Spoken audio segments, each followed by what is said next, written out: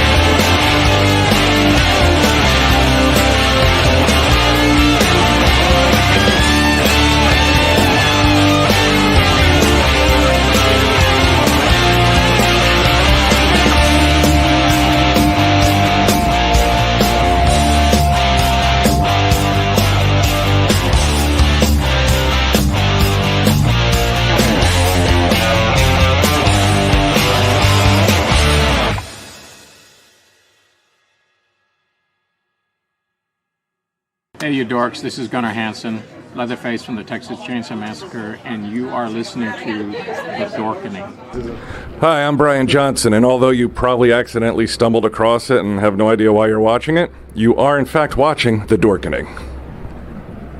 Hello, this is Tom Kenny, voice actor, the voice of the Ice King on Adventure Time, and SpongeBob SquarePants. Meow. Oh, Gary the Snail, too. Hey, guess what you're filling your eye holes and ear holes with?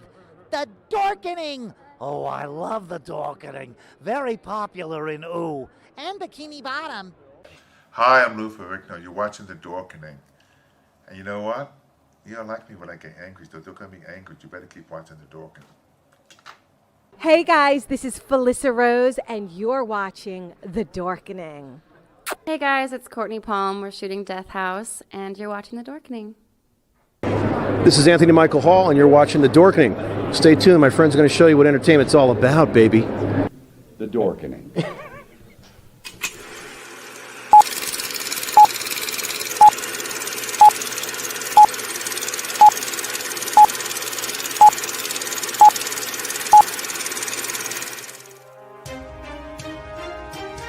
The Dorkening and all affiliated shows are not intended for anyone under the age of 18.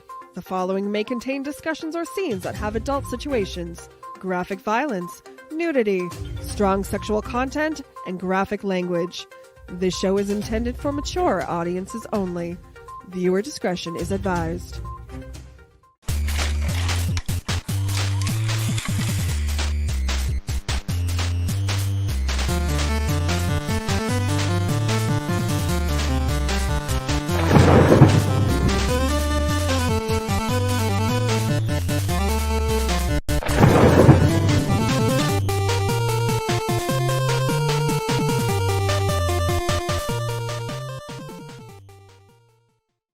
Rise and shine, my sinners. When Father Evil starts his day, he gets a little deadly.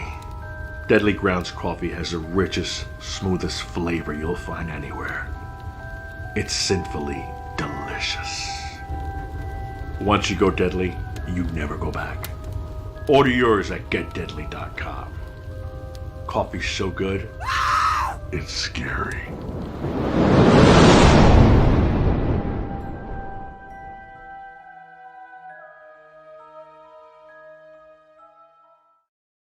Happy Tuesday, everyone. Splash Pages, the comic book club powered by the Dorkening, and we got an awesome show for you today. We're talking about a super dark storyline of Spider-Man, but before we get into that, Velvet Joker, how's it going, my friend? It's going good. How's everyone doing tonight? Doing great. Drew! Oh, we're on? Hey, guys. Thanks for helping us win an award, and let's get dark. Let's get dark. Chris, what do you got there? Nice. Nerd swag. Novelization and the all 6 issues, including the epilogue, Soul of the Hunter. And some of them are signed, too, by Mike Zeck. Nice. Yeah, J.M. DeMatteis was once upon a time here in Massachusetts just before COVID. I missed a chance to meet him. Oh, but I've had him on the show. He'll be on Splash Pages sometime in the future. Oh, it's pretty great. I love that cover. That's just friggin' dark. We got a bunch of people watching, so let us know what you think about Kraven's Last Hunt while we get into it. And, you know, this came out in 1987, and I haven't done it in a while. I'm going to channel my inner Sophia. Oh, God. Here we go. Am I still dreaming? You are. I know it. So picture Sicily, 1987. We paid a movie ticket price of $3.91 back then. Top movies of 1987 were Beverly Hills Cop, Fatal Attraction, Platoon, 3 Men and a Baby, where we watched a ghost, and The Untouchables. Top TV of 1987 was The Cosby Show, Family Ties, Cheers, Murder, She Wrote, and Golden Girls. Mm-hmm. And gas cost 90 cents a gallon. And because Diamond did not keep good records, according to them, the top-selling comics for 1987 were Uncanny X-Men, get this, 222, 223, 224, and 225 were the top-selling comics. Apparently, that's what they have records for. And if you're a kid in 1987, Saturday morning cartoons, we watched The Real Ghostbusters, The Wuzzles, Berenstain Bears, Smurfs, Teen Wolf, and the Gummy Bears. And the best-selling games in 1987, Legend of Zelda and Mike Tyson's Punch-Out. That was a great game. Yeah. It was a very friendly cartoons then. Oh, yeah, totally. Wuzzles. Those were the ones that were like, it was like a bear and a bumblebee. Was that it? I have no idea. I was born that year. I don't know. No idea. Are we talking about the Wuzzles or Kraven's Last Hunt? Yeah, there are no Wuzzles in the Kraven's Last Hunt. Kraven hunted the Wuzzles. Kraven hunted the Wuzzles to extinction and ate them. That's how he was able to defeat the Spider-Man with the Wuzzle power. Wuzzle power, love it. And then Calypso did all sorts of really weird shit to him too. Yeah, because the lizard wasn't enough. How can we get Todd McFarlane back? But so this story, I have to say this, I bought all 6 issues to get signed by Mike Zeck and Jam DeMatteis when they were at Terrificon one year. And I got it signed before I ever read it. So I was like, oh yes, thank you, please sign this. Because Mike Zeck, I mean, everyone's gonna have him sign this and Secret Wars. Because the black cover for Secret Wars is apparently one of the things he says he's never stopped signing. And then I read it, and I was like, wow, this is truly still one of the best. This deserves to be on the top 10 of all greatest Spider-Man stories, hands down.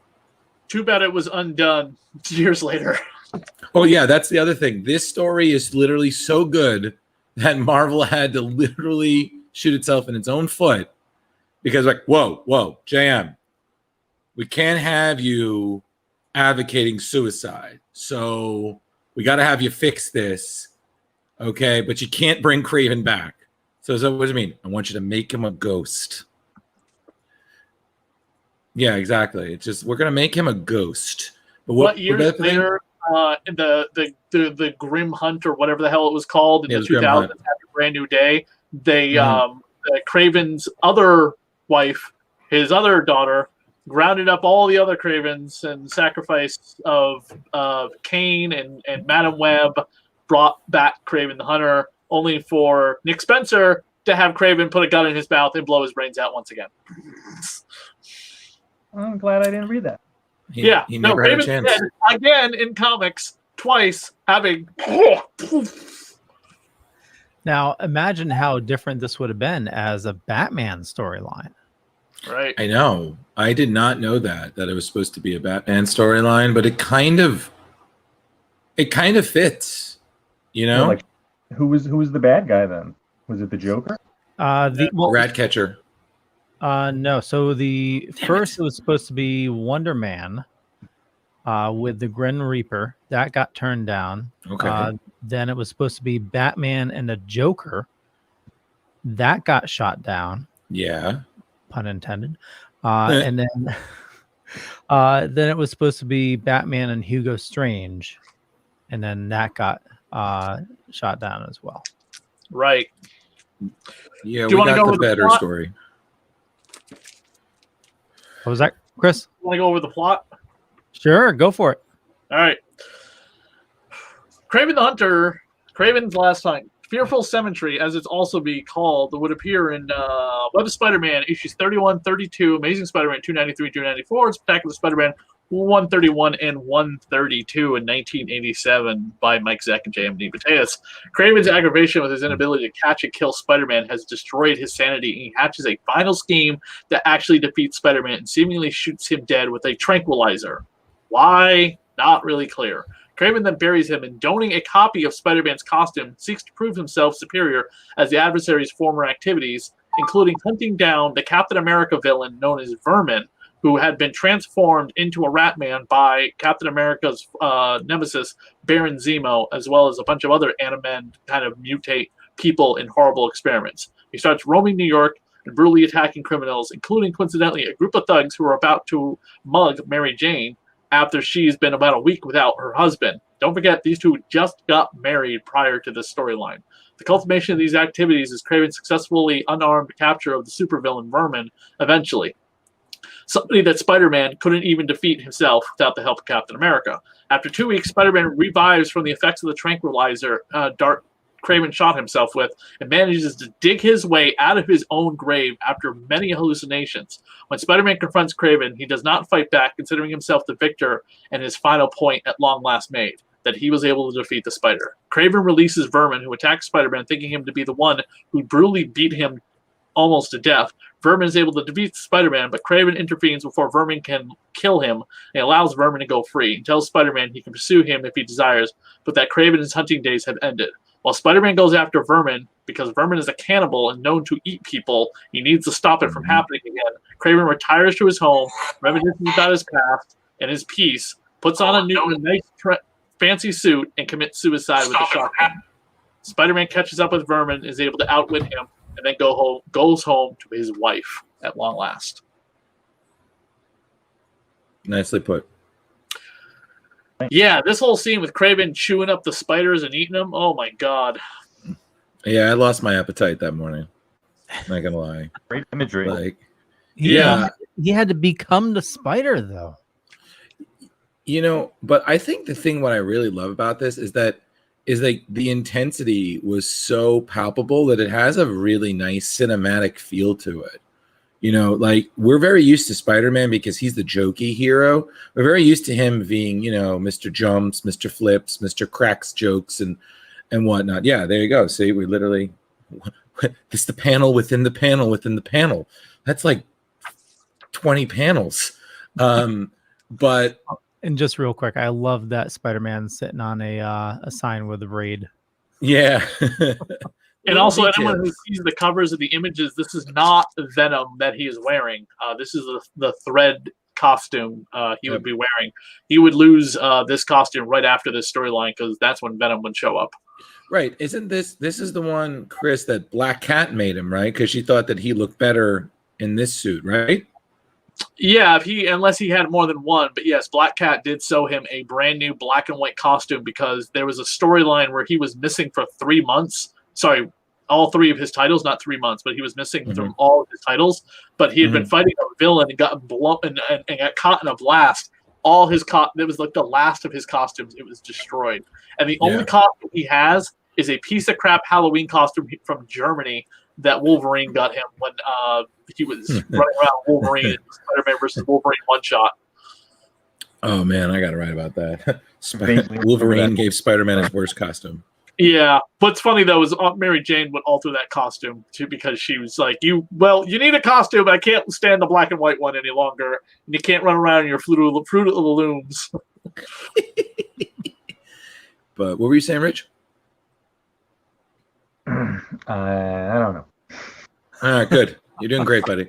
Tipping in a lot. Yeah, I know, right? I know this is what happens when you take a nap for the show. I'm just awake. We will actually cover the coming up soon on the Spectacular show. The sins of the Father, whatever that story is, with Vermin and Spider-Man, and a lot of it is reminiscent of this because J.M. DeMatteis wrote both stories.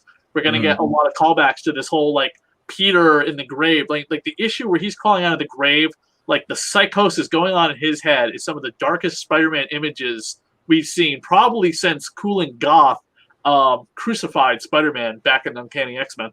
Oh yeah. So I think the other thing that's really crazy is like, again, this was so serious. Like you like I was saying before, you don't expect this from Spider-Man, but he can be a very dark character, but especially with this, as Kraven is such a kind of 60s character that really never grew up in some way. Like all the others kind of modernized or evolved in a certain way. But Kraven always stuck to his gun. He's wearing the same loincloth and lion's mane from before. But especially like this image here always got me. The one where literally Spider-Man is realizing Kraven is not joking around. Like this is not, oh, hey, I'm going to knock you out. And like you said, take you to my lair and monologue so I can make you escape. He's got a gun. He's going to kill him. Right. Also, the image of recently dead Ned Leeds is amazing with him disintegrating. Again, really horrific images in Spider-Man. Again, like with Ned Leeds, who, by the way, Ned Leeds is currently alive in the comic books, never having actually died. Do you know why? Goblin formula kept him alive in a coma. Yeah, it's the source of immortality for so many universes. But no, but this story, I haven't read it since I read it the first time, but it was really nice to reread. But holy crap, does it get dark? Yeah, like the imagery when he's in the ground, where he comes to the realization that it's not the spider, that he's not the spider, that he's Peter, and Peter is the perseverance that has pushed him all these years. So I pretty cool evolution and realization on Peter's part.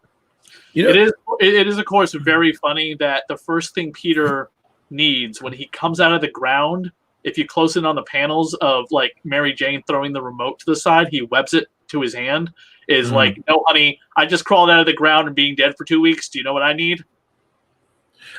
I also just enjoy these little interludes where you just see these literal throwaway characters that are just always like, and then they just get pulled into the sewer and then they're eaten. And I'm sorry, I don't feel like there's anything creepier than just nothing and a little orange, yellow text box that says yum. And I'm like, okay, cool. You're dead. Vermin is a really crazy, creepy, terrifying Spider-Man villain or Captain America villain that is very highly underused. I think he obviously became more of a Spider-Man villain, but he was a byproduct of Baron Zemo and an experiment of Baron Zemo's because Zemo was a Nazi. And Zemo does not care about people of color and Jews and things like that. So he took a bunch of homeless black people and people of, minorities to experiment on them with. And Vermin was one of them because Vermin is half black and white. I mean, look at this scene. By the way, currently in nonstop Spider-Man, Zemo is pulling that same crap because he's experimenting on what he considers to be the lesser of humanity with drugs. Right. But you know what the funny thing with this is that if anyone ever read Spider-Man Noir, this scene where you have Kraven fighting what looks like a giant spider god kind of reminded me of that. Yes. Like this primordial spider thing, which is funny because in JMS's run of Spider-Man, where they really try tapping into this idea that Peter's powers are more mystical than they are scientific. The totem, the spider, all that jazz. That kind of reminded me of that, and it was very interesting because it was like, oh, maybe this kind of led to that. Like, oh, that's cool. What I also just felt was interesting, guys, I don't know if you picked this up. I feel like this whole thing had a very odd kind of dream quality to it, the fantastical nature. You get this idea that some of this is very clearly happening, but some of this you're like, is this really happening, or is this in Kraven's mind? Because he's clearly dying, right? All of this has killed him. Like everything he did to become Kraven is killing him, right? That's the whole point. This is the last hurrah. Oh, I just felt that it was, he's somewhere between 70 and 100 years old, and he's done everything that he's had that he ever sought out to do, except best Spider-Man. Right. And that's all that he needed to do, and then he could, stop taking the berries and just die a natural death is what the earlier assumption is before you know that his true plan is to end his life. J.M. DeMatteis said Kraven should have been in his 50s. Oh, okay. So he's not immortal. But can we also just acknowledge that it was so great that Vermin, in the beginning of the story, that it's been 70 years since they came to the United States. He also did a lot of drugs, potions and potents and stuff. So that probably helped. I'm sorry, I don't know why, but the Vermin almost coming out and then getting scared by a spider is just unintentionally hilarious. I was like, you look like a demon rat, and you're just scared by an itty bitty little spider. They would, wow. They would come back to Kraven's grave so many times later on. It's great, especially the one character I really thought was missing from this whole story, and I never asked JM why, was the Chameleon is missing from this story. And Chameleon is Kraven's brother, right? Mm-hmm. Or he was until Nick Spencer came along, and now it's revealed the Chameleon is like multiple people. So, Chris, do people just not like Nick Spencer anymore? I'm still very confused. I felt like at one point I felt like everyone was like, "Oh, he's doing great," and now everyone's like, "What the hell?" We'll all find out in next week if we all love Nick Spencer or not. If he restores the marriage of Mary Jane and Peter Parker, because that is his final issue and the thing he has been building to. So, fingers crossed. He did wipe out goblin babies, so right. But another great thing is that I just love that Kraven literally saves Mary Jane, but Mary Jane is like, "You're not my husband," and this is just like the thing that's like he's dead because someone is literally pretending to be him. The Kraven novelization, the novelization of this entire story, which is available in paperback or in hardcover. Leo, you can see it in my hand if you enlarge. The only thing I don't like about the cover, of course, is red and blue Spider-Man on the cover, but obviously they did that for marketing because more recognizable than the black and white. But the hardcover is the famous him crawling onto the ground cover. If you don't have time to read it, the audiobook is read by a guy named Richard Rowan, who's got a long list of credits of audio and cartoon credits. But he's done a lot of the audible audiobook narrations for Marvel books such as Daredevil, Guardian Devil, and so many more. Cool. Nice. Just heads up, Rich. I read it as too, and it's in the Marvel fandom going off for Sergei Kravinoff, that he was in his 70s at the time of his death, but had the physical appearance and vitality of a 30-year-old man. Okay, so we eat healthy, and suddenly we can be in our 70s, but look like in the 30s. Awesome. Berries and potions, This is not a story Disney will ever do with Spider-Man. I know they're doing the Kraven movie coming up. Who's playing him? Quicksilver, right? Yeah. I'm sorry. I've said this from the get-go. I still think Jason Momoa would have made a great Kraven. Oh, yeah, totally. But for whatever reason, they're going with kick-ass Quicksilver actor, the one who was killed by Ultron. Yeah. Also, I would love to see somebody at a con be Kraven in the spider suit. You know, just whip off his mask. I am Kraven, and I'm like, and it's like I just wanted to like pull a Nedry from Jurassic Park. Like, he's Kraven. He's Kraven. He's Kraven. See, nobody cares. I mean, I'm really hoping that Disney will tap their animation to start doing animated movies, because it's something that Sony has wanted to do for a while, and I don't know if they're beheld by the rights of Spider-Man television animation is under the control of Disney. When it comes to movies and theaters, Sony has control, but television and direct-to-DVD rights are owned by Disney, so that's the split. But Kraven's the Last Hunt would make an excellent animated movie if they can't do it live action with a full voice cast. Especially if they keep, I would say, 60% of the material as is. Listen, let's just be real here. They're never going to 100% adapt something. They're always going to change things and whatnot. That's an inevitability. But in Leo, I'm just like, you just keep flipping through, and it's like I'm reliving it. Like this scene. I just God, this creeped me out a little. Yeah, the rats like eating the police officer is just insane. The mass. That wasn't the creepy thing to me. It's what he did to this one other officer. He licked her. I had it for a while. I had a Vermin action figure. The head snapped off. I gotta super glue the head back on. But the body of the Vermin toy is actually a repainted Shang-Chi toy because he can do a karate chop. But it's a Vermin head on a Shang-Chi repainted body. Wow.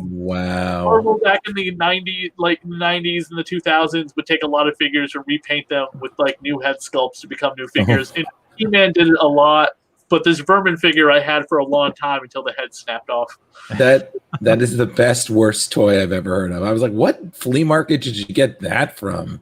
And they're like, Marvel 90s. I was like, of supernatural figures. There was a ghost Doctor Strange, so it was a glow-in-the-dark Doctor Strange. It was a Dormammu figure. It was a Man-Thing figure, which was basically a repainted Sasquatch from Alpha Flight, and the Vermin figure, again, whose body was Shang-Chi, but with a new head for Vermin. Like, look at that. Like, I was like, oh, God. So thought that was his mother. He was going to lick his mother like that. Ugh. Yeah, and he keeps on saying, I love you, and she's freaking out. Oh, my God. Oh, yeah, he does lick his mother like that because he captures his mother when he gets it back in his head. Oh, Daddy did bad things to me. I'm going to take it out on Mom. And then Vermin's backstory is so messed up. It's disgusting. Yeah. We'll get to it. It's spectacular. Yeah, and then even this moment with the rat in the cage, like I was like, Kraven, you are just going all in, you know? And then he's just sitting there with that sadistic little grin. He kind of, like the way that Mike Zeck drawed him, he kind of reminded me a bit of Jason Wynn from Spawn. A little just kind of sadistic man of power, enjoying like toying and breaking with things. Like, look at that, that psychotic little, like, oh, yeah, I won't kill you. I'm going to kill you. I got a knife. Yeah, I thought it was like arrogant madness. Yeah. Yeah. Well, it's because the robe, Rich, you know, the purple really brings out the psychoticness in one's eyes. Is my interpretation true? I'm sorry. No, no. But, and then I also have to say that it was really nice that it helped that, like, sometimes some comics I feel overuse narration boxes, like they really cloud up the imagery. But it was really nice that how Marvel or JM or whoever did the story, that everybody had their own. Like Kraven's narration is going on while, you know, he's doing his things, and then Vermin's and Spider-Man's and whatever. They're all different colors, so you know who's talking. Yeah, this is one of my favorite what if stories ever. Kraven actually kills Spider-Man and turns into a cannibal and eats Peter. Captain America, Daredevil, and the Human Torch, because of Mary Jane, goes to them. This is, by the way, drawn by Mark Bagley, so the art in it is nice, really great.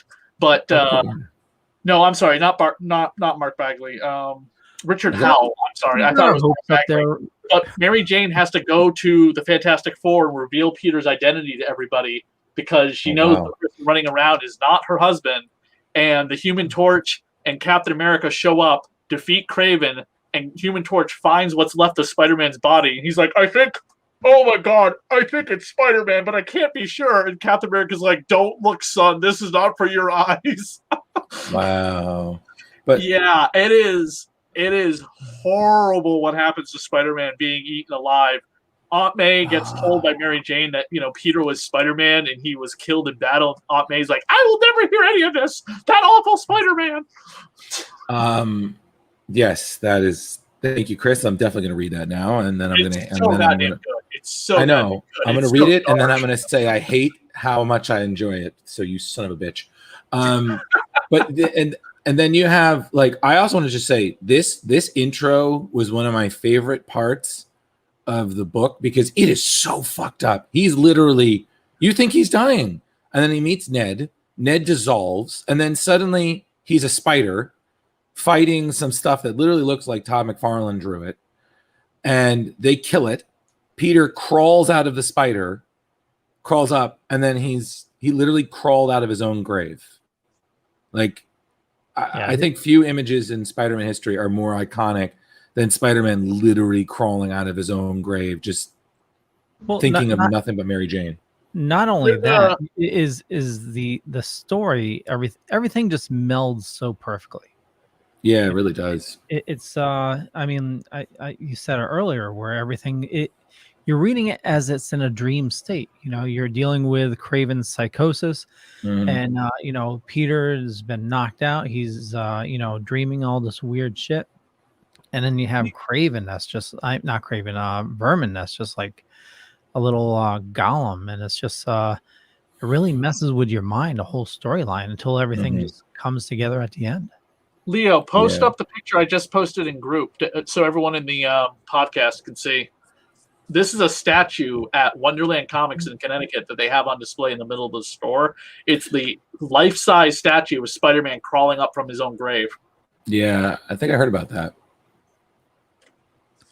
Facebook's really slow, so it's going to take. No, that's fine. But it's it's this cover right here, the one that the where he's like, look at that, life size. Oh wow, that is awesome. Or is that someone made that custom? I don't know. But JM DeMatteis has said he's seen a couple of those, so it might have been a special order. You got the cash. Here we go. We're gonna manufacture this sucker. Right. That is gorgeous. Yeah, they've never made I believe they made a miniature statue that you could buy for $100 or a couple $100, right? Yeah, something like that. And it's so funny because I remember one time I was reading an X-Men story that had Wolverine going down undercover in a place where they're selling shit in the black market, and one of those was the Tombstone. I was like, oh, that's a nice little nod. I was like, oh, okay. What's funny is that years later, again during that story we're going to get to eventually about Vermin, it's like Spider-Man's grave was just left there in the middle of the graveyard. You know what I mean? Because they keep going back to it once in a while. It's like, hey, look, Spider-Man was buried here once.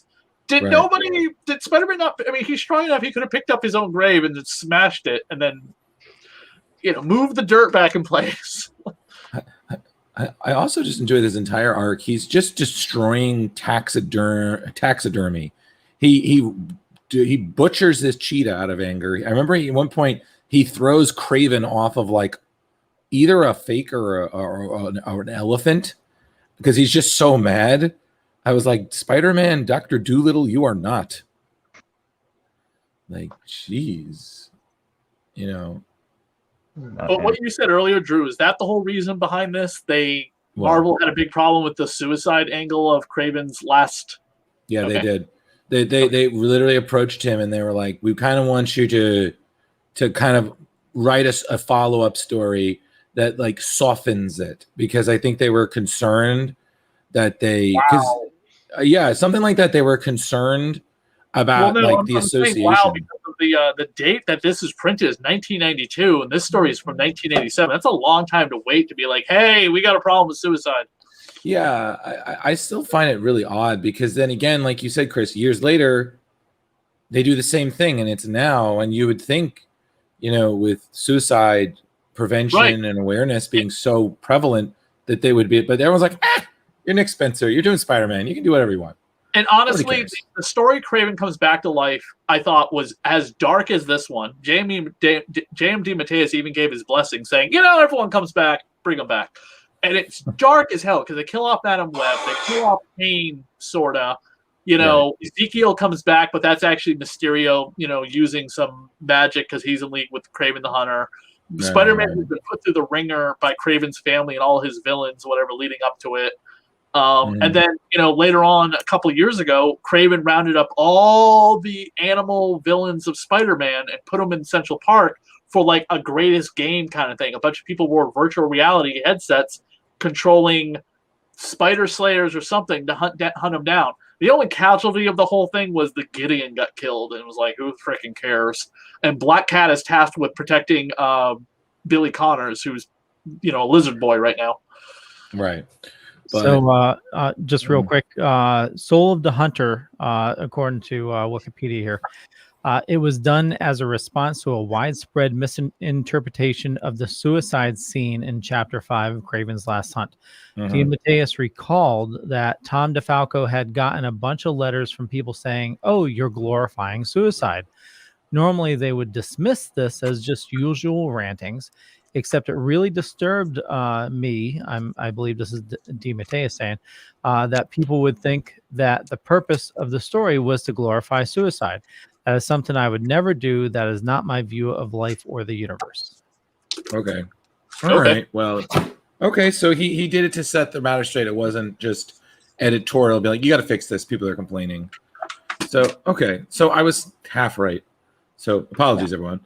No, it's fine. Just no apologies. I don't think it's glorifying suicide. He's a villain. He's a crazy person. They're not telling people go out and do that. I mean, here's the problem. It's the same thing like Stan Lee getting those letters back in the 60s saying, like when the Comic Code Authority was just like, you can't put drugs in comics. And Stan's like, I'm not going to tell people how to look for drugs or how to do drugs. I just want to tell them why drugs are bad. And this story, Kraven the Hunter is the villain. He's a psychopath. He's crazy as all get out. And we're not talking like crazy like people who need help with mental health problems. Kraven the Hunter is a psychopath. He is a deranged serial killer individual. There is no redemption for him. Leo, can you go back a little bit? I wanted to make a point about something. Just to go back to the Peter, Mary Jane. Another great thing is that I feel like a lot of times with Mary Jane stories, like artists will always go for the sex appeal, like, oh, she's sexy, she's Spider-Man's model, redhead model wife, and everything. I feel like this is one of the first ones where she literally looks very human. She's terrified, she's upset, she's grieving. She, like in this scene, I feel like it's one of the most human moments that you really see Peter and Mary Jane share, not just as a couple, but as husband and wife. She thought he was dead. He'd been gone for 3 weeks, and then he's back. Yeah.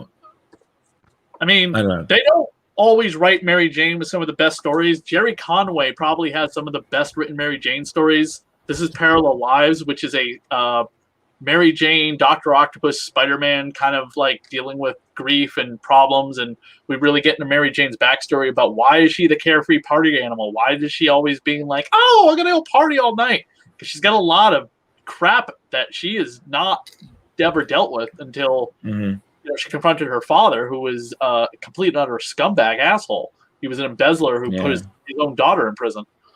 And her mom died, and just a lot of they don't always need to write. You're right, Drew. They don't always need to write Mary Jane as like this, like this, like the hey Tiger, you just hit the jackpot. I'm super hot. Right.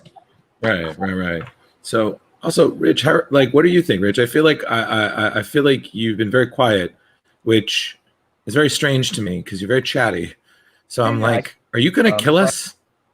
No, not at all. But I mean, Chris is the Spider-Man shaman, so I mean, he knows most of the facts. No, I'm not. I'm like, guys, running. I'm not saying you're running over the show or anything. I'm not saying anything like that at all. I'm just letting you have the most knowledge. Oh my God, that's great! I'm going to remember that. Chris, the Spider-Man shaman. I do read every issue of Spider-Man that he's in. That's in continuity. Yes, that is true. That's very true. I cannot believe Spider-Man's, by the way, about to be published 3 times a month once again. Can anyone believe that? Yes, because if they can do it with Batman, they can do it with Spider-Man. Why is Batman published 3 times a month? At this rate, it's probably going to happen. Like, No, I don't know anymore. For a while, it was because you Yes, had. it was. Then when what's his name? Not Nick Spencer, the guy before him, Dan Slott took over. They went back to twice a month, and they've been on a twice a month schedule for years. However, with Ben Reilly taking over as Spider-Man again, because Peter's going to get badly hurt, they announced they are going to be publishing 3 times a month, but they're not lowering the price. It's still $3.99 an issue. And I'm good. So, but back to this. The darkness that they portray in this. I mean, this is almost a perfect story. But the one detractor for me is it really bummed me out that we never had a Peter reaction to Kraven killing himself. That just one thing bugged me. Okay. They just never come to that, and I'm like, well, like he's never told, like it just doesn't happen. Never had. I don't know, Chris, did they ever do like an epilogue, like just one shot of that or anything? No. What was your question? Well, I mean, the Soul of the Hunter is the epilogue, and on Torment, it got dragged through that with Calypso being like, "You killed my lover, but I'm not going to tell you who I am. This is badly written." That is the epilogue. Torment is the epilogue. The thing is, they've had like 4 epilogues before Kraven got brought back to life. So we're just sticking with him being dead. Torment, Soul of the Hunter, and The Child Within, and the storyline where Chameleon is revealed to have been in league with Harry Osborn with the creation of Peter's life model decoy parents. Oh yeah. Those 4 stories are all epilogues to Kraven's story. The Soul of the Hunter, like I said, we've gone over and Torment, but the life model decoy parents plot line, the epilogue to that whole storyline where Peter just flips out hunting down the Chameleon, has a lot of like the Chameleon, Kraven the Hunter stuff in it. In fact, the cover to one of the issues has Spider-Man holding Kraven's grave above his head, about to smash the Chameleon's face in, and the Chameleon is transforming back and forth between Kraven the Hunter and the Chameleon because Kraven beat the crap out of his brother every chance he got, which caused the Chameleon to have all sorts of problems because the Chameleon doesn't know his own identity. He believes it to be what we know, but it might be something else. Yeah. Also, that's just as grave. I mean, in this issue, as soon as Kraven commits his suicide, his man butler they bury him right away. So there's really, right. And also the Grim Hunter who showed up in Adjective Less Spider-Man issue number 50. This guy, his manservant, the black guy, would resurface again to like coax the Grim Hunter into like, hey, by the way, Spider-Man killed your father. Go kill him. Ha ha. Even though I know that didn't happen. Right. And Leo, are you trying to get us under the hour? Because I feel like you're just. I'm listening to Chris or Rich or you talk, and I'm just watching the comic flip. I was like, yeah, but what do we want to talk about, Leo? Like, come on, no, because the book's huge. We're still only halfway through. Oh, I know. We're halfway there. No, I get it. No, because I'm sorry. This graphic novel also has the What If in the first issue of Kraven and the Captain America Vermin. So I'm sorry. Oh, it does. That's cool. Yeah. Is that a Marvel team up? I think so. Yeah, I think that's the Marvel team up where the 2 actors play Captain America and Spider-Man for the cover. It's like a photo cosplay cover, one of the earliest. Yeah, I'll back up a little bit though. I thought. Yeah, no, I found it funny. I was just like, I'm reading it as we're talking, and I'm like, Leo, are you trying to get us under the hour? Like, we're fine. I know we are. I know we're fine. We're fine, baby. It's all good. It's copacetic. Yeah, I one thing I just wanted to say is it's so eerie how calm Kraven is in his last moments, just going over everything with Peter's trying to fight him and everything is just like that's it. He's also very calm when he commits suicide too. Yeah, I think this is I think that's the thing is that he did it. He beat Spider-Man. He not only proved himself he said it. I have proved myself your superior. There's no reason for us to fight. I am finally, you were the last big prey I needed to beat, and I've done that. My thing is, Vermin is clearly like, someone's got to bring him back. The guy takes a knife to the hand and just pulls out and just runs. And later on, he's fighting fine. I was like, man, Zima, what the hell did you do to this kid? Holy crap. No, but it's like I said, it's just, you get that very, and it doesn't help that it's also like happening during a storm. So you can kind of hear the rainfall as the scene's going on. Like, you're just watching these panels. You can almost hear the rain falling. You get that weird sort of ear. God damn it, man. That ambiance, you know, and it's just like you said, like, it feels like it's a perfect ending. And then they said my mother was insane. And I'm like, bam. But again, a lot of that is just to credit to Mike Zeck. I mean, what a great job he did with this story. And that's, and like you guys say, like, there's a reason certain stories, whether it's Spider-Man, Superman, Batman, whomever, they stand the test of time. Like, there's nothing here that's really tying it down to any sort of modernism. Like, this could have easily happened today in some way. There's nothing that really dates it. So that's why it has that very timeless feel to it. You know, right? And they Marvel never come out with their timeline of events other than like the history of the Marvel Universe retconning the Vietnam War as an Asian Pacific War. Whenever Spider-Man references something like this long ago, it was a few years ago. You know what I mean? At one point, I understand why Marvel feels like the characters are getting too old, and they need to like rein it back in a little bit to make them seem a little bit younger. Because at some point, it did feel like certain Spider-Man stories, like this one, did happen an incredibly long time ago, and it did in 1987. You know, that's almost that's 35 years ago. Yeah. So I mean. But you're right. This could have happened for Spider-Man at any point, you know, even if he had the red and blue on. But the black and white makes it more darker, you know, more relevant, more serious. Let's face it. If you saw Kraven in the red and blue, it looked so goddamn fucking stupid. I mean, the black and white with Kraven is so much better. Yeah, yeah, I agree. What would you say, Rich? The impact of this book. I mean, I was in 1987. I was 16 years old. I remember reading this. Wow. And being like, what? I was 8 years old. Put it down, put it up again, reread it. Like, did I just really read this at this time? Because, I mean, it feels like nothing is a shock. But back then, that was big. That was, wow, this guy just killed himself in a comic book. Blew his own head off. So, you know what, Leo, we should do coming up in a week or two? We should do Brand New Day. One More Day if they do retcon it. Oh my God. Okay. You know what I mean? If they fix One More Day, we should do One More Day. Can we be drinking while we do it? Because I feel like that would be hilarious. We all get wasted reviewing One More Day. It won't be that bad of an experience. If Nick Spencer does fix One More Day, then doing it will be a lot of fun. But if he doesn't, I'm just saying if we What, make it a game, married? Is that the thing? They might. I thought I explained that earlier in the show.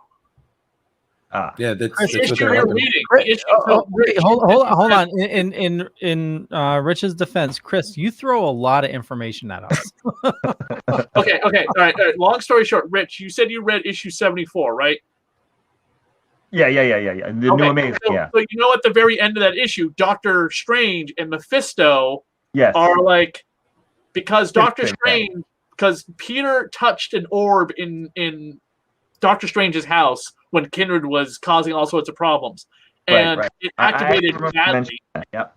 It activated badly to Peter's presence, and Doctor Strange is like, that could only have happened if you had made a deal with a demon. What the hell did you do? And Doctor Strange looked into the orb and discovered One More Day, the retcon.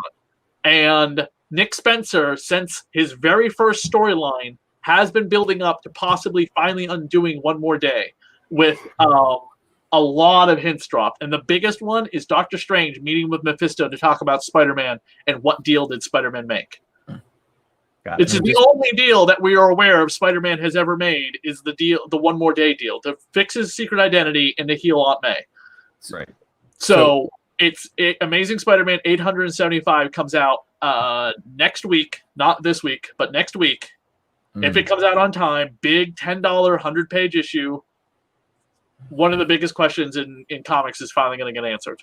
So Rich, it's the Washington Tower of middle fingers to Joe Quesada. Like it is the big, because he was one of the biggest advocates. He was one of the biggest advocates. He was like, listen, Peter should have stayed single and whatnot. Him being married, no. So, right. You're going to rewrite his marriage? By the way, Joe Quesada admitted that he wanted to do that to Superman. Years later, DC Comics would do that with New 52, and every fucking person hated it. And guess what? Superman and Lois are married on a television show and currently still in comics. Thank God. Exactly. It's just, Joe, sit down. Just stick to doing covers occasionally, okay? So Drew, he's no longer editor-in-chief at Marvel, by the way. Yep. So Drew, if we do a drunk comics segment, you're gonna have to think of a name for the segment or the special. Everyone takes a drink every time I flip out about one more day. No. I already know the title. It's a Spider-Man One More Drink. Nice. I'm sorry. I would bring the biggest bottle. I'm like, we're doing a Spider-Man arc. We're drinking. We're doing one more day. Okay.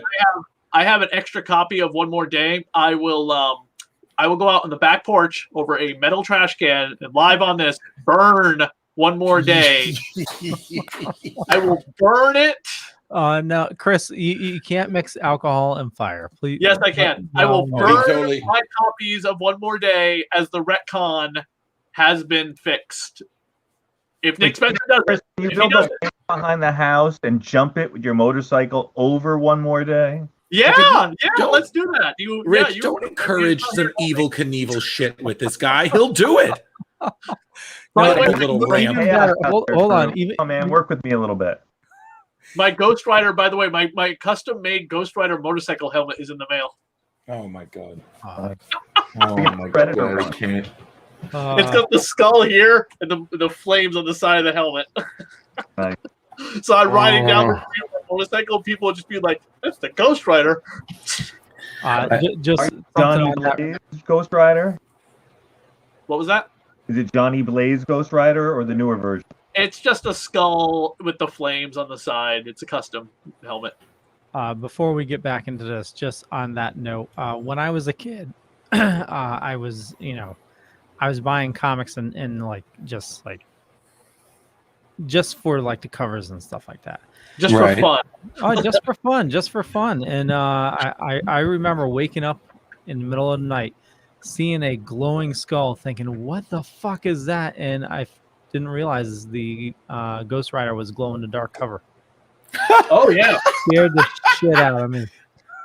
Nicely gone. Nice going. Oh, by the way, I don't know if you guys saw, but I made a new nickname for Leo. He's the Snake Man. It's his gangster name. Nice. When you need someone to take care, you call the Snake Man. Nice. Rich, I did that especially for you. And on that note, back to Kraven's Hunt, where there are no snakes, but a ton of rats. So in this section here, it's so friggin' powerful. So at the end, it's just Kraven saying, Spider-Man saying, "I'll be back." He says, "I don't doubt it.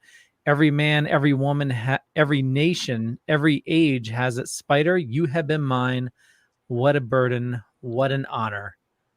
And then it goes 6 panels without saying a single thing. Then finally just goodbye. It's just so powerful. So let me ask you this because I was kind of wondering, do you feel the comic should have ended on him dying, or do you feel that it was better that Spider-Man went to deal with Vermin? What do you think? I think Vermin's wrap up should have been an epilogue. Part 6 seems a little different, but it is called Fearful Symmetry. And Vermin is a fearful, Right. It's fine because Vermin was the big is the villain of the story. Right. Kraven and Vermin, sorry, but right, but yeah, he's a side villain. Yeah. I don't know. Honestly, part 6 should have been. I said this to Jam. I was just like, why didn't part 6 wrap up with like Chameleon showing up? I wonder if it was just so it would show that Peter was still human, because he said he would try to get him help for Reed Richards, and maybe it was just showing, despite what he had just went through, this huge traumatic thing, he's still human and he still wants to do good no matter what. Right, and even though Vermin ate a bunch of people, he does. Spider-Man tries to find the good. He knows that Vermin's not responsible for his actions. Again, experiment by Zemo. Right. But okay. But also, I will say that, again, I don't want to sound like I'm like, oh, that was a horrible mistake. I just, just wanted to know. But I will say the entrance, I'm so glad that they touched that Peter is it, because I feel like some superheroes, they just shrug off these things that are really traumatic. Like you saw Peter is back underground and he's still processing the fact that he was buried alive. Right. And he had to literally, and this is before Kill Bill made it look cool, he had to literally punch his way out of a coffin and to the ground just to get free. Like that's a extreme claustrophobia, and and it clearly still messing with him. I mean, he keeps jumping back and forth with it, but I get that's more Jam's great writing. Like it was so honest. Yeah, It's funny. It was just it's a constant era of dark Spider-Man stories, because the storyline after this, by the way, Leo, if you can close up on this. Leo. Yep. Okay. Spider-Man insane. Spider-Man goes to the Mad Dog War trying to help a friend. Well, 87. Well, 80s. Wait, this is 87, right? 87. So yeah, we would start to see that darker trend of comics, right? I mean, Watchmen was 1985. Killing Joke was around then, a little. Killing Joke was the year before the movie came out. Okay, cool. So, comics were getting darker. I mean, so it's almost like this was par for the course. But this to me didn't really feel like, hi, we're glorifying the violence. It's just, this is a darker Spider-Man story, kind of like how Frank Miller's Dark Knight Returns was very different than a lot of the jokey 60s Batman style stuff. Like that was starting to really like, oh, hi, I'm a serious fucked up hero. You should be aware of this. That's just my 2 cents. With the way that they portrayed his manservants burying him, and still his gravestone saying that he was, he was honorable. They were trying to give a good face to it. They didn't talk down about it. They didn't say, he was weak and he killed himself and he was a piece of crap. They just gave him a good, quiet mention and honored his death and his vision. So yeah, in some cultures, suicide is considered honorable. Is it? Yeah. I mean, certain cultures, suicide, like in war and whatnot, suicide is considered. Japanese, right? They yeah. The first issue of Teenage Mutant Ninja Turtles, Leonardo hands Shredder his katana and says, "Commit seppuku," in honor to, because we defeated you. You suck. We revenged Hamato Yoshi, our master's master, or master's owner, whatever. Yeah. And kill yourself, cut your freaking throat open. Like the darkest shit from Ninja Turtles is in the first issue.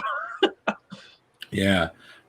But I think also on top of it now, people are very scared to, I think, sometimes deal with suicide because again, it's about writing the balance because it's such an awareness that you want to balance it out. You don't want to sound like you're advocating it, but at the same time, you don't want to, like Rich, you said, you don't want to just like, oh, if you're thinking about suicide, you're a piece of shit. You deserve to die. Go fuck yourself.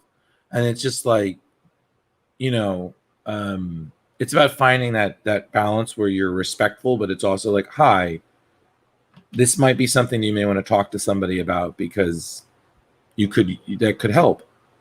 So, I mean, again, I never read this story. I was like, wow, like to quote Always Sunny in Philadelphia, wow, suicide's badass. I never said that.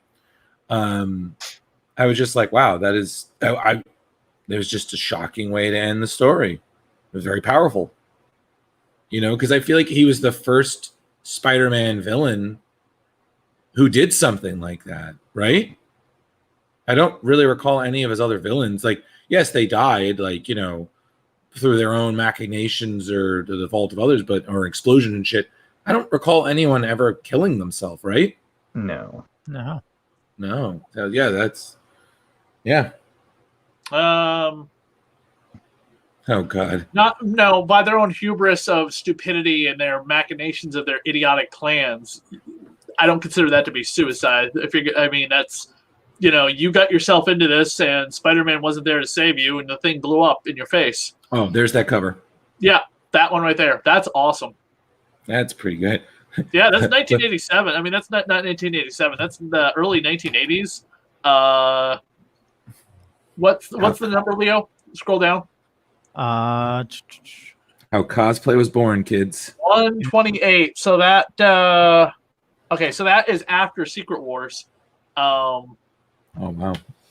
That's a great cosplay cover. So yeah, that was like 1985. And that's really good quality too. Look at those costumes. That's really for the 80s. Right, but this was of course done by Marvel, not a couple cosplayers, so they had the money to afford a seamstress. 1983.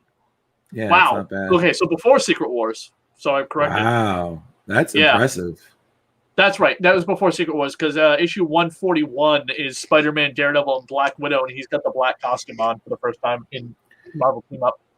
I have to say, don't you just love the juxtaposition? We were just reading Lee and Ditko, and then we're here, and this is JM, and I can't see who that artist is.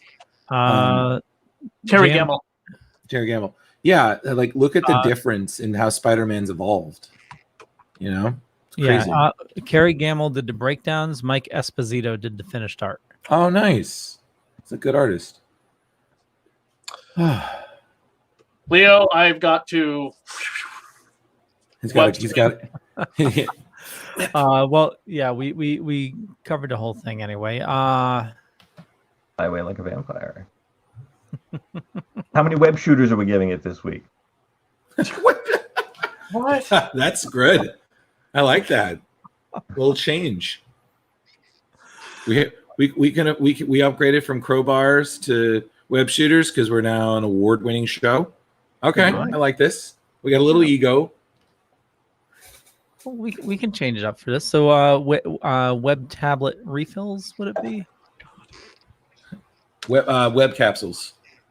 Web capsules. Okay. I don't know. I don't ask me these things. I don't do that. Spectacular. I'm not doing that here. Listen, ask Mr. Madam Web over there. It's a great book. Everyone should buy. All right.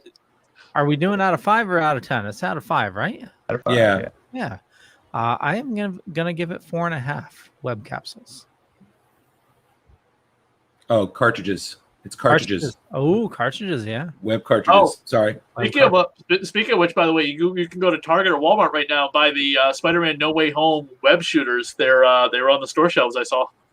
Oh, hey. Yeah. They come in gold. It's the gold and black web shooters. Like they're the web shooters you've seen 1,000 times for every Spider-Man movie that's ever put them out. This time they're gold and black because that's the current costume that they need to sell toys. I can't. Do you see a giant Devastator there? I can't afford to buy anything right now. He's on a budget now. He's finally on a budget. He's like his wife has said stop. And he's like, okay, honey. I had to buy the Chinese knockoff, wait 6 weeks for it to show up. She's got the lawyer, the divorce lawyer on speed dial. Don't make me hit that button. You buy the devil. Oh, whoa. You know what's funny? This just popped in my head. I feel like one day I'm doing the show with Chris, and I just feel one day he's going to show up. It's going to be Stan Lee. It's just going to be his version of Stan Lee. It's just going to be, hello, true believers. We're going to start, that was the other thing I saw at Target. The Stanley Mego figure was out. It was $25 though. I was like, no. Aw. But I could just see that. It's funny because I was talking to a friend about working with Chris and everything, and I was like, what's it like? I was like, well, it's kind of, I feel like I'm Ditko working with Stan Lee. I'm just along for the ride. I'm just like, he's got such good ideas. I'm like, okay, Chris, sure. I'll do this.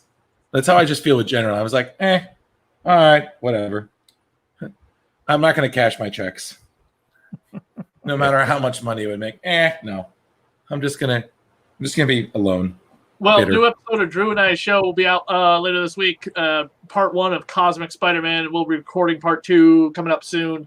Don't forget that show's bi-weekly. We're covering 2 issues at a time because of the amount of content in it. Read a bunch of Act of Vengeance stuff this week. Oh my god. He's very psyched. So you can find us over at the Spectacular Spider-Man, Spectacular Sal Buscema era podcast. Mm-hmm. For anyone listening to this one, James DeMatteis will come on this podcast sometime in the future. Gonna give him a good heads up about it though, and he'll be on the Spectacular show when his run on that starts and Jerry Conway's run ends. You can also find me on Goth Girl Horror, the Hack Slash podcast, which we have a huge celebrity guest on this week. Joshua Williamson came on the show, current writer of Batman for DC Comics, and former writer of Flash. And he's also doing the Infinite Frontier as well, so that's awesome. He's great. And but he came on for Hack Slash versus Nailbiter, so we covered all his Nailbiter stuff. We didn't cover any of his Flash stuff or Batman stuff. But he gave me his contact information, and he said he'd come on Radio of Horror, talk about more Nailbiter and other horror stuff that he's written. So I'm looking forward to that. Hey, Leo Rich, did I tell you I finally started reading Hack Slash, and I just keep giving Chris updates? Like, oh my God, this is so great. And all he just does is he Han Solos me. He's just like, I know. Like, I know. If you listened to my show, you would have got to this revelation sooner. And I was just like, don't talk down to me. Okay, I'm taller than you. Don't do that. Okay? Like, just because you have a bike. Don't do that, okay? I'm on board now. Circles around you, Drew. Hey, listen, I have a friend now. I'm hooking her on it. I'm pretty sure I'm convincing her to be Cassie, and I'll do Vlad. So, very psyched. But just want to share that with all of you. All right, I got approvals on all costumes, so I got to see what she looks like as Cassie. No, you should be Cassie, and she should be Vlad, but like gender swap it up. I hate you so much. You should be like with the fishnets, but wear pants, not a skirt, and the Vlad, she can be like, she can paint herself like gray and just have a really terrible like coughing accent. Yep. You know what? When we're done, I'm gonna tell her you said that, and if she actually says yes, I might think about it. I might think about it for 2 reasons: to see your face and to what Tim Seeley would say. Yes, the writer. Wear the fishnet top, by the way. There are some things the internet is not ready for, and that is one of them. So, okay, Chris, you got to go. So go. Yeah. How many web cartridges, Chris? I love the book. Go buy it on Amazon. I give it all the web cartridges. That's 5, everybody. I speak Chris. That's 5. Do we have a link, by the way, for the Dorkening to buy? Do you have an Amazon store that like money goes to the Dorkening account? I do. Yeah. Oh, okay, good. All right. Yeah. Matter of fact, if you click on the link in the show notes for Kraven's Last Hunt, that is our affiliate link. Okay. Good. So yeah, any Amazon link I put. So like the last 6 weeks, it was like 38 cents. So raking it in. All right, gotta go. Okay. All right. Have a good one, boss.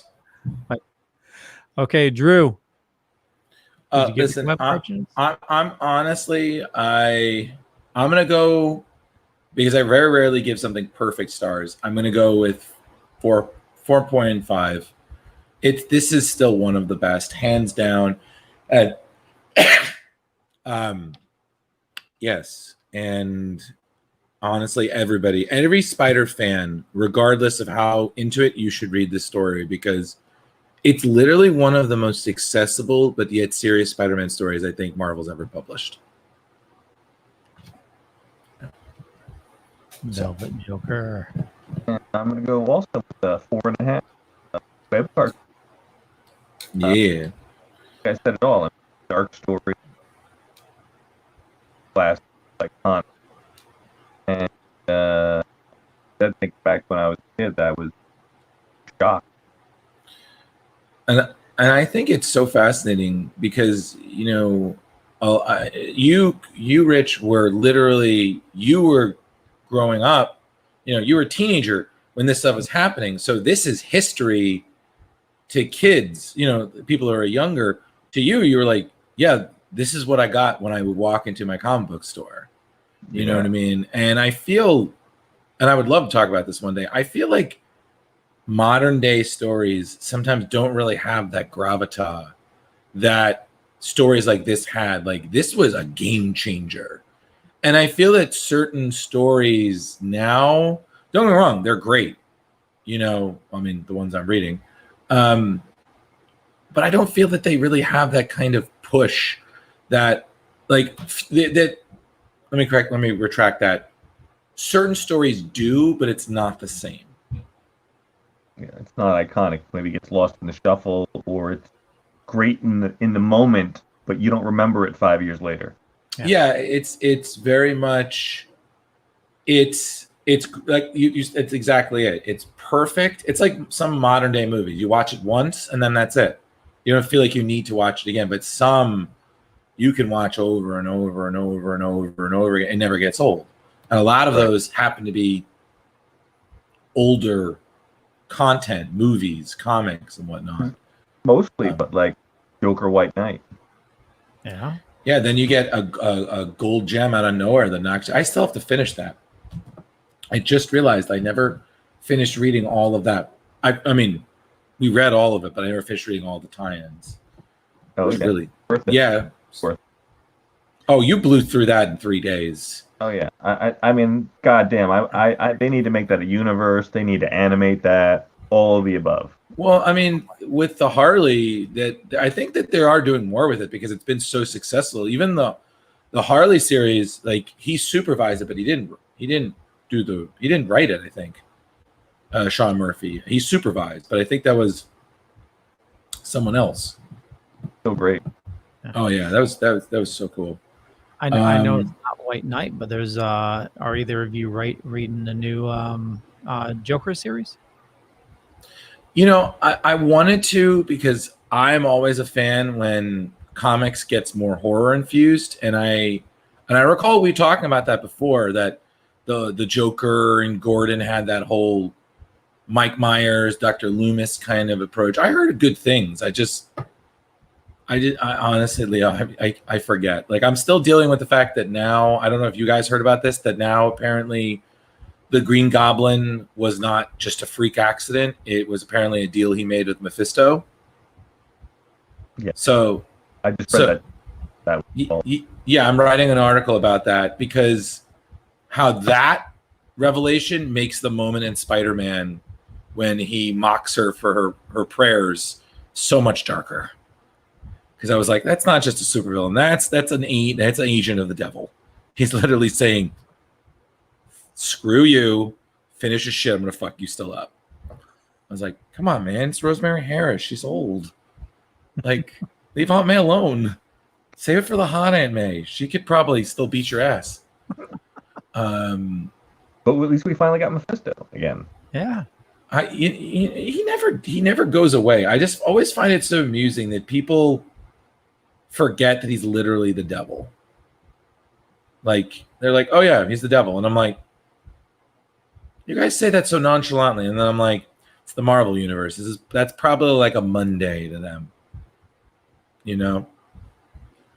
Also, significant moments that I feel like we should address. We lost a great one today. Norm Macdonald. Yeah. Always pushing buttons, that Norm.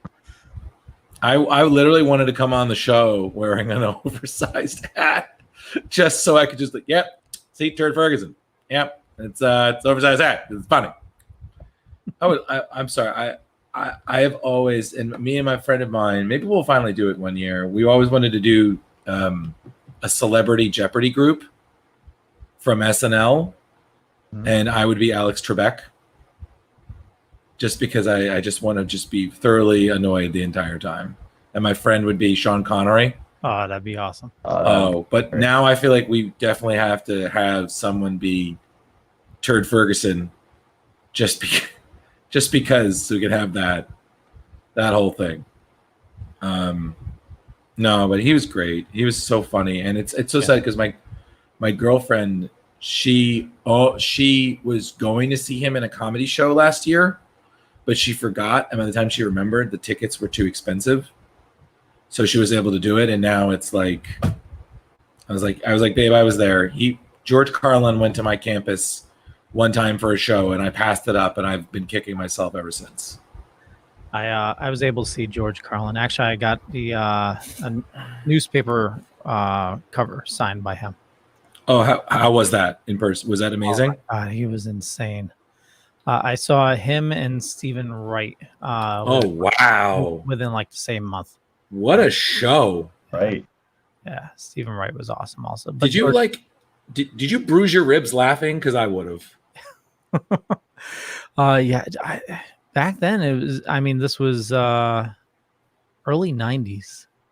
I was a huge George Carlin fan. Like I saw all his specials and everything. It's just you can't get funnier than him. Well, you can, but I mean, it's just No, can you imagine what he would say about today, like the modern age? I feel like I would love to hear his opinion on cancel culture and just so much, because I would just be like, Grandpa, you can keep talking. I'm going to sit down and watch you. That special that never got released, that because 9/11 happened. Oh yeah, he did a special, and I forget what it was called. It was called like something really that would not go well with 9/11. Oh wow! Like he was about to release this whole like concert tour and album, and it all got for 9/11. Jeez, that's crazy. But I had to address that, and then I don't know. Is there any? Have you guys been watching Marvel What If? I'm still behind. Yeah, I'm up to date. I really enjoyed the last two episodes, both super dark. Okay, so it's worth checking out. Yeah. You've seen none of it yet? I haven't seen any of it, but I will say this though, I did see Shang-Chi, and boy, I loved that. I thought that was great. I have not stopped occasionally humming Hotel California. No, I haven't seen it, so you guys don't ruin it for me. I know you probably both saw it. No, I haven't seen it. I will say this, Rich. You will never look at karaoke the same. That's all I'm going to say. They did release Trevor's deleted scene, and it's friggin' hilarious.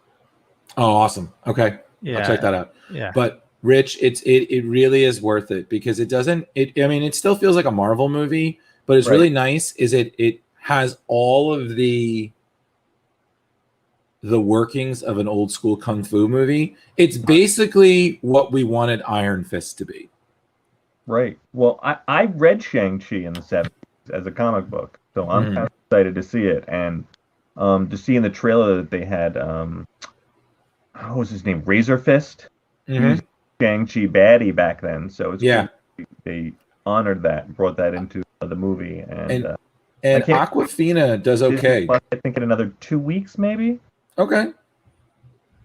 But and also, I was very impressed with Awkwafina. I thought she was just going to be another, I felt like they're kind of Kevin Harding her. We're like, oh, we need a plucky, sarcastic Asian sidekick, Awkwafina. But she did a good job. Like she, and no, the story was really good. I was pleasantly surprised. What I didn't like is it was the first time I've seen a movie in a movie theater in about 2 years. And right behind us was the most obnoxious row of teenagers that you can imagine. I have never heard more shushing in a movie in my life. Like they talked, they threw popcorn at each other, they they giggled. They made fart noises when it was a slow moment that wasn't an action scene. And what's even worse is that some of them actually mocked when some of the characters were speaking in like they're Asian actors. So they're speaking, I think, in Chinese. I think I heard some Mandarin, and I was just like, I almost was like, and people were telling them to shut the hell up. I almost wanted to be a manager, be like, I'm sorry, there are some unsupervised children that need their parents in our. Can you see, Drew? Oh, okay. Sorry, I've been clarified by the other person watching who told them off in the most spectacular way that I can't say on the show that they were actually preteens. So apologies. So no apologies needed. But it's see, you have not been enveloped into the Leo culture. I would have went to the manager. I have had so many people thrown out of the theaters. It is not funny. Well, I mean, listen, I knew if this has been an Alamo Draft House, they would have been out by the second fart noise, you know, but we chose to see it in a normal movie theater, an AMC. And now I'm like, I don't know if I can go back. Just go to the manager, Drew. I know. I didn't want to be that guy, but sometimes you have to be that guy, Leo. Oh, yeah, totally. Release your inner Karen, you know? I don't think you want that. No, seriously, you go to the theater to enjoy it. It's just like, you know, it's you got people, you know, just disrespecting the movie and disrespecting others, you know? Yeah, because it's not just you. Like if there was nobody in the theater, okay, you can do what the hell you want. Like just you can be rude. But we're watching it too. So if you're ruining the I mean, don't get me wrong, I still enjoyed the hell out of the movie, but if we're experiencing it too and you're ruining that, you know, I just almost wanted to say, I was like, I hope something you love gets ruined or gets a shitty reboot. Yeah. So you can understand how disappointed we are that you kind of literally dookied on something we enjoyed. Well, I got to say that is one of the things of the pandemic. I know a lot of people are bummed because they really enjoy going to the movies, and I enjoy aspects of it, but I really like sitting on my couch and being able to hit pause, grabbing whatever snack I want, and not cost me $30 fucking. And not having to worry about pants sometimes too, right? Yeah, exactly. Just being, just being naked from the waist down. Did you see how his eyes lit up? He was like, yeah, right?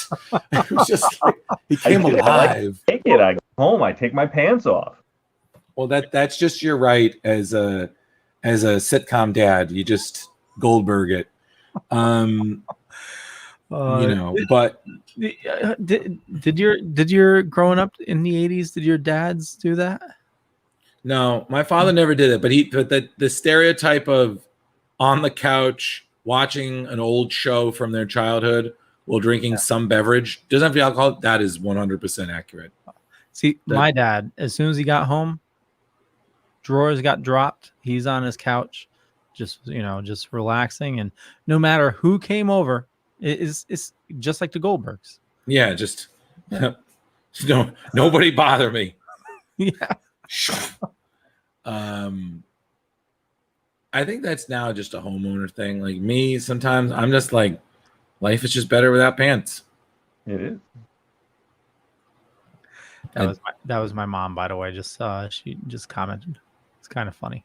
We can't see it, but no, we're glad to know. But yeah, it's good. Oh, is she confirming the pants dropping in the pond house? Must be, yeah. The pants ponding. No, but okay. Thank you, Rich. I have been meaning to watch What Ifs. I just it's when it's a Marvel thing. It's always is it me watching it or is it me and Ange watching it? So it's because we do it together when we can. Heather has some issues with animation right now with her vision, but she really appreciated the Doctor Strange one. I heard that was great. And I really just like the Marvel Zombies one, and they tied into some of the MCU that one, and they did really well with that. The Marvel Zombies series, of course, but it was really heartfelt, and we should cover that. Yeah, so dark, dark. Leo, add that to our list. Okay, Marvel Zombies, because that's a great one to get into, and especially because later on the other series, because originally Marvel Zombies was all Kirkman again because Kirkman writing zombies, right? And then Fred Van Lent took over the with Marvel Zombies 3, which took it in a completely different direction, and I actually really enjoyed it because it was very horror parody referential ness, and I mean, it's great. I just always love it that people will start Marvel Zombies. I'm like, technically, it began in Ultimate Fantastic Four. They created, and which is all again Mark Millar, because God, that man has so many great ideas. No, Marvel's not. Yeah, the second I saw Zombie Cap in one of the trailers, I was like, we might be getting Marvel Zombies. Thank you, God. I have one more question, Chris. Rich, how was T'Challa as Star-Lord? Was that good? Oh, dude, that was the best one. That I loved it. It was awesome. You're gonna love it. It was good to have that one because it was where it was, because it was really heartfelt and just it was warm, and then to go from that to the two dark ones that we just had, it's definitely a huge contrast. And and Drew, I'll leave it at this: to see what the effect of the person or the character that T'Challa was, being thrown into the world of getting sucked up by Yondu instead of Peter Quill. And the effect that character has on that world and that universe was really just fun and different writing, not what you would expect. Well, that's good. I mean, listen, that's all we could ask for, especially considering that the what if thing has been a concept since 1977. So, that's the thing I love, is that people are like, oh, this is so great. I was like, guys, it's been we're almost rocking almost 5 decades of what if stories. Heck, Spider Shadows, the Chip Zdarsky one right now, it's awesome. Right. It's great hearing a lot of their voices, hearing I can't think of the name right now, the character that passed that played Black Panther. Chadwick Boseman. Yeah, Chadwick Boseman. To hear his voice and knowing that he knew at that point that would probably be his last time ever playing that character. Yeah, it's Benedict Cumberbatch play Doctor Strange in a really heartfelt way. It really connects the whole universe, and it's really kind of brilliant on Disney's part. And I love how they're circling the wagons. And I'm even going to segue now to all the guys in the Dorkening. First thing, I think yesterday or the morning before, we're all like, oh, Hawkeye. And I knew that I couldn't watch it until I got home to see it with Heather. And oh my God, I was not expecting the brilliance of that trailer. Yeah. Oh, the second I saw that it was Christmas, I was like, oh, I'm sold, because I'm such a Christmas fan. So, and now I appreciate it more because I've read almost all. I think I just met one trade paperback of all of Matt Fraction's run of Hawkeye, and honestly, that's my favorite thing that he's written, because it was just so fucking brilliant. I mean, he won an award because one issue had literally Lucky the Pizza Dog solving crime. What? This shouldn't work, but it's amazing. No, but I'm so excited, and I think it's great. And I'm so glad to see Hawkeye getting some well-deserved time. And also, it's just nice to see them acknowledging more of the fallout from Endgame, because it's such a big thing. And, Spider-Man Far From Home, Far From Home did that. Shang-Chi will do that a little, but I'm not going to say how. And now this, and it's so great because we have that. And I just feel like, again, because I feel like we're going to wrap this up because we're almost at an hour and a half, and that's usually our cutoff. I just think that this is just more proof that Marvel is just slowly, subtly building up the Young Avengers. Because Haley Steinfeld as Kate Bishop, she looks great. She's got the humor down. And I'm sorry, I totally laughed when she draws the arrow. It's like, you have more dangerous arrows than this? Yeah. It's like, Yeah.